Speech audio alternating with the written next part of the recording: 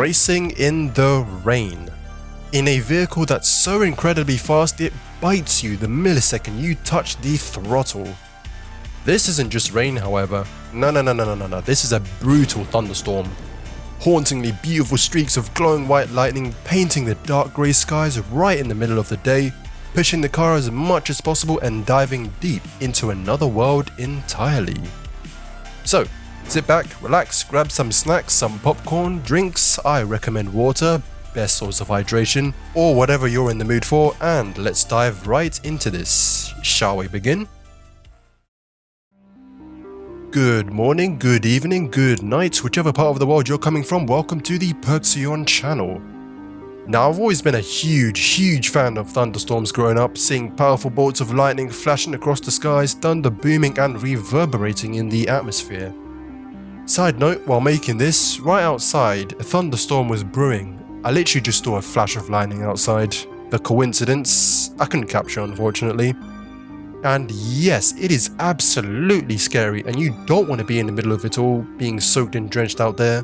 But there's an odd sense of beauty in it, witnessing nature demonstrate its prowess. It's quite alluring in a way when you look at it in a safe, cozy and warm environment, like your own room, a hotel even, or a freaking Hammerhead race car. That's right, you heard me ladies and gentlemen, a Hammerhead race car. This is the MCA Hammerhead Nissan Silvia S13 Time Attack car. It's basically just a vehicle designed to set the fastest lap time around a circuit as possible, in which it is made to be heavily modified and tuned. It's also why you see it looking like an absolute monster. I mean, just look at this thing. I'd be surprised if it wasn't fast, honestly. So, driving in these conditions is tough, that's a no-brainer, but combine that with the fact that these things don't have windshield wipers to wipe away the rain droplets. Is it ideal to drive this car in these stormy conditions? Probably not. Am I still going to do it? Yes. Alrighty, this race takes place at Moscow, Russia, in the Red Square Loop in broad daylight, overshadowed by the storm and thunder. I'm starting off at the front of the grid simply because of the AI being horrendous. It's literally just like Grid Autosport AI. I mean, they're a tad bit better, I guess, but still, I didn't really want any problems. So, enough about that, lights are green and we are taking off. Now, I've disabled all of the UI because I really enjoy immersive gaming in general that's not tied to racing in particular. It's partly why I took slow interest in Grid Legends. If anything, the UI initially made me step away from the game, personally. Then I decided to turn it all off and suddenly I just got to feel that true immersion that I've always loved. We're going to be staying right inside the car, right inside the cockpit, and don't worry, I know the visibility is greatly limited due to the rain, but I shall be the guiding light amidst this magnificent, chaotic storm, like a narrator, if you will. Alright, so, as I was enjoying myself in this, I found out that I'm not actually that much of a racing game fan. Actually, scratch that, I don't even consider myself a racing game fan at all. It's weird, right? Because my channel basically originated from racing games and racing stuff. Yes, I do enjoy it a lot. Matter of fact, I love to just dive into a realistic sim on a night track and race to my heart's content. But I'm just not a massive fan of the whole racing game genre.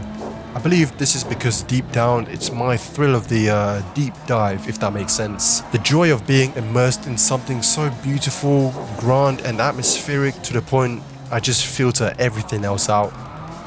Now, don't get me wrong, I also enjoy excellent game design when it's there, good UI, presentation, excellent external ways to keep a player hooked. But my bigger train of thought is, does this all make me feel like I'm inside another world? And I strongly believe that's why I started to take interest in both Grid Legends and Grid Autosport. There's just something about both of these two grid games that I just love, be it the sounds, the visuals, the sense of speed, the overall immersion, you pretty much name it. Then there's games in the Ori series such as Ori and the Will of the Wisps and Ori and the Blind Forest. My all-time personal favourite has got to be Ori and the Will of the Wisps. It's just such a beautiful game, stunning, visually and graphically, with amazing soundtracks, sounds. It just makes me feel like I'm inside another world entirely. Actually, I still hold this game extremely high up upon my all-time favorites of all time, honestly. So when you look at my channel, sure, racing games and other games that I'll be playing are the foundation, but really, we're exploring the depths of other worlds, finding the beauty in whatever it is that's already there. Oh, and I really should mention that I'm extremely creative at heart. I find a ton of joy in creating my own stories, worlds, environments, narrating, even voice acting, which is something I'd love to consider, and just sharing that with the world. And I just happen to upload games I enjoy while I pave my pathway.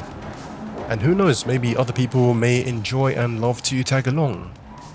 So, this video isn't even about Grid Legends. Grid Legends is just a vessel. Grid Autosport is another vessel. Any other game that ties into my interests are also vessels for my passions and ambitions. Now, I'm more than happy to talk about these games and what goes on in them, making your standard gameplay, doing some commentary, live streams even. But for the videos, whenever the opportunity presents itself, you'll find me just yapping about pretty much anything. Like at this point, I'm not even planning anything, I'm just doing it simply for the love of it. Oh, and would you look at that, finishing the race cleanly in tough conditions in an equally tough car to drive.